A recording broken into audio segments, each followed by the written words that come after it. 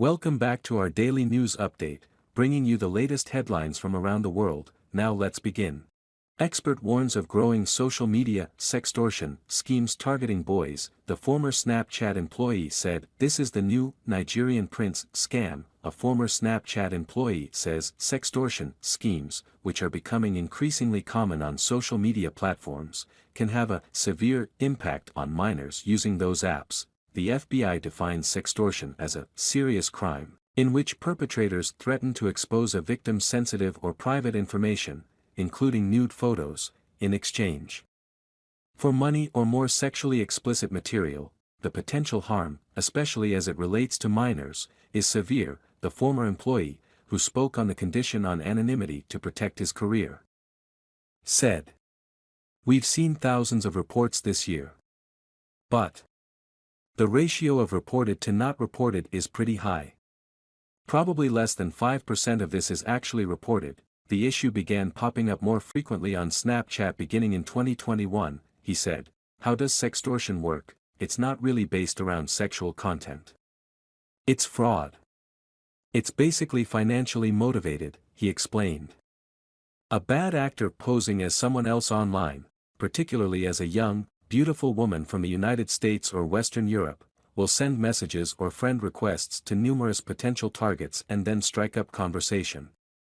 Once the perpetrator establishes trust with a victim, they convince that victim to share nude images. The bad actors don't care about the means that they use. They're just trying to get money." Former Snapchat employee. Once the images are sent, the perpetrator will screenshot them.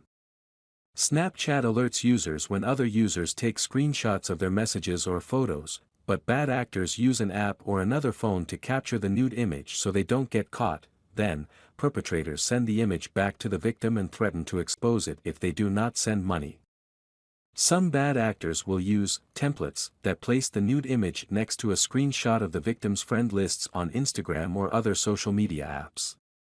A lot of people's Instagram friends lists are public, so bad actors will go to Instagram, screenshot a giant list of the victim's friends, and then once they get the nude image, they screenshot it, shrink it down, and then paste it in an image alongside all of the friend lists and say, "I'll send this nude image of you to all of these users on Instagram if you don't send me this money," the former employee explained. "It gets much worse than that, though," he added. "In some cases, perpetrators will paste the victim's nude image on a fake FBI Most Wanted poster that lists the victim's name and nude image under a description for a wanted child rapist or murderer," the former employee explained. Such abuse has a particularly strong impact on victims between the ages of 14 and 16 who do not know what to do or where to turn for help when they do not want their parents or friends to know they shared nude images with a stranger.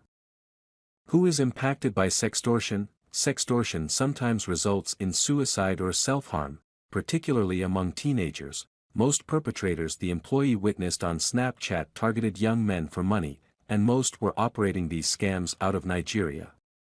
"This is the new Nigerian prince scam," former Snapchat employee. The former employee compared sextortion to a similar scam that erupted some 20 years ago when bad actors posing as Nigerian princes would message strangers asking for money online, a phenomenon that has since turned into a meme poking fun at an older generation who fell for such obvious fraud.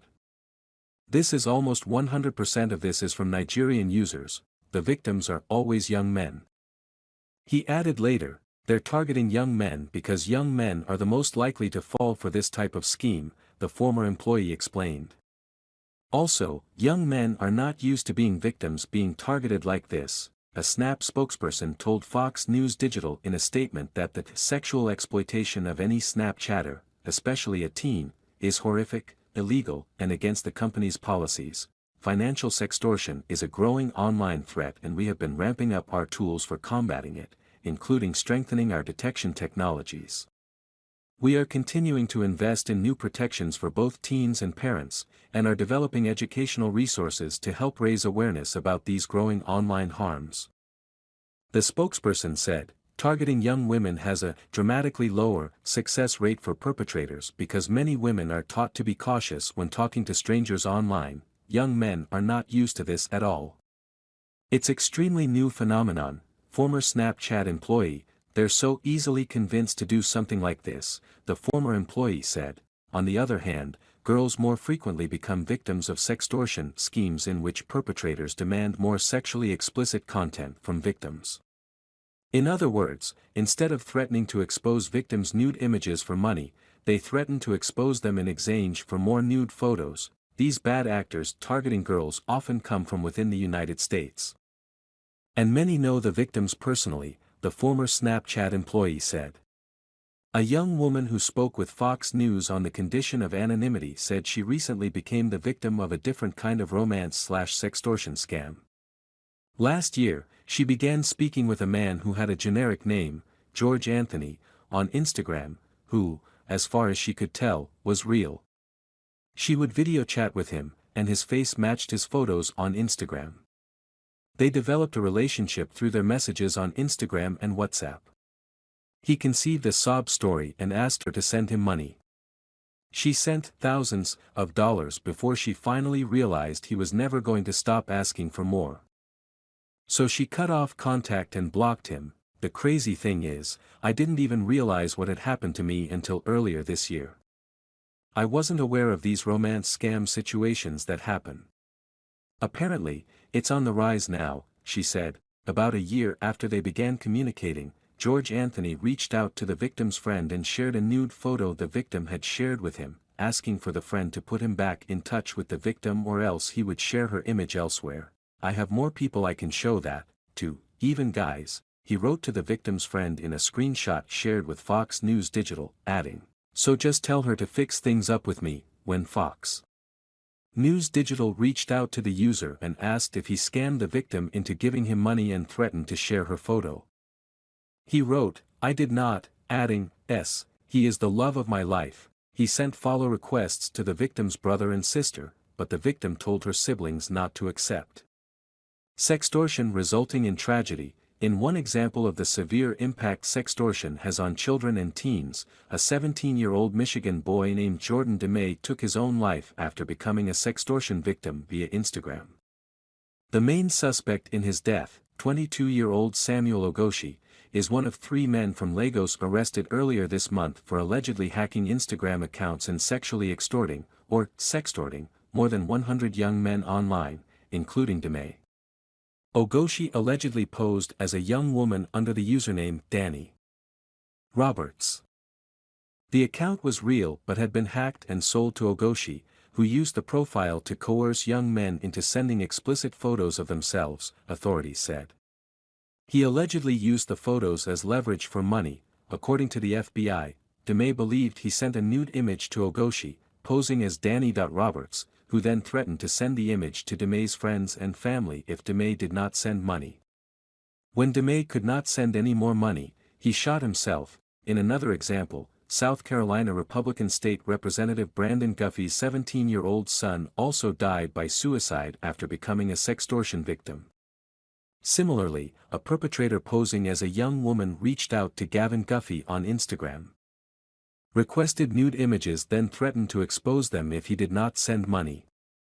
When Guffey could not send any more money, he, too, shot himself. Part of the issue in capturing these bad actors, the former Snapchat employee said, is the fact that Nigerian law enforcement lacks the resources to follow up complaints from U.S. tech companies and the FBI. "We would aggressively report sextortion cases to U.S. authorities, to the FBI, and we would expect to see some pretty severe consequences," he said. But it's almost not worth reporting. The platforms do it for legal obligations, and also because people like me and everybody I worked with who are chasing this stuff down are pissed off about it and want to go through all the steps. So that if, by some miracle, Nigerian authorities do get their hands on it, they can actually do something. He continued, "But, it's pretty much understood that when we report this stuff, it's not going anywhere. The FBI didn't have enough leverage with Nigerian authorities. Nigerian authorities don't have enough resources to do it, anyway." Educating the public about sextortion, the former Snapchat employee told Fox News Digital that Snapchat and other social media apps have moderation technology in place to prevent repeat offenders from exploiting more victims. For example, they can pick up on indicators of bad behavior that may result in banning an account, such as a Nigerian user who signed up a new account and then friend requests 10,000 people in a 24-hour period, the employee said. He added, however, that he thinks Snapchat and other companies should get to the forefront of sextortion and make the growing issue known to the public before the crime harms more teenagers like DeMay and Guffey. Just start up some sort of public campaign and say, hey, if somebody you don't know asks for nude image, this is what sextortion is, he said. These are the signs of it. And please be aware of it. The Snap spokesperson said the social media app is creating an education, in-app series called Safety Snapshot, will cover a range of issues including sextortion, sexting and the consequences of creating and sharing nude photos on the platform, as well as child online grooming and trafficking.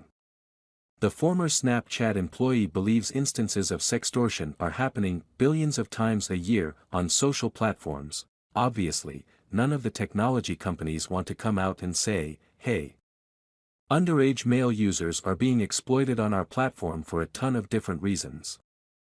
Facebook and Twitter and, Tumblr.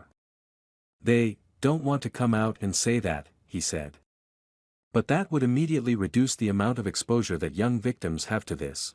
The former employee's own advice to victims of sextortion is to understand that once a victim gives money to a perpetrator, the threats will not stop. Once a nude image is shared and this blackmail starts, it doesn't stop until you run out of money or you decide you can no longer participate in this, he said. They ask for $100 or $1,000, $10,000, and I've seen all of that paid before. When you give them the money, they don't go away. Former Snapchat employee, children should first tell their parents when they fall victim to a sextortion scheme. Next, victims should block bad actors and report instances of the crime to local law enforcement. Minors can report sextortion to the National Center for Missing and Exploited Children, which can help take down explicit photos posted online. Antigone Davis, global head of safety at Meta, which owns Facebook and Instagram, previously told Fox News Digital in a statement that the company wants teens to have safe, positive experiences online, and we work to help prevent and stop criminals from targeting them with sextortion schemes. This includes cooperating with law enforcement to help protect vulnerable teens from these horrific crimes and bring their perpetrators to justice. In addition to the work we do to protect teens from sextortion, we also help found Mex take it down, which allows teens to stop the spread of their intimate images online, Davis said. The FBI encourages anyone who believes they are a victim of sextortion, or knows someone who may be, to contact their local FBI office or toll-free at 1-800-CALL-FBI. Subscribe to my YouTube news channel now, providing accurate and reliable information on the latest hot events. Join the community for exchanging opinions and learning from each other. Hit the subscribe button and turn on notifications to never miss out on the latest videos. Let's explore the world of information together.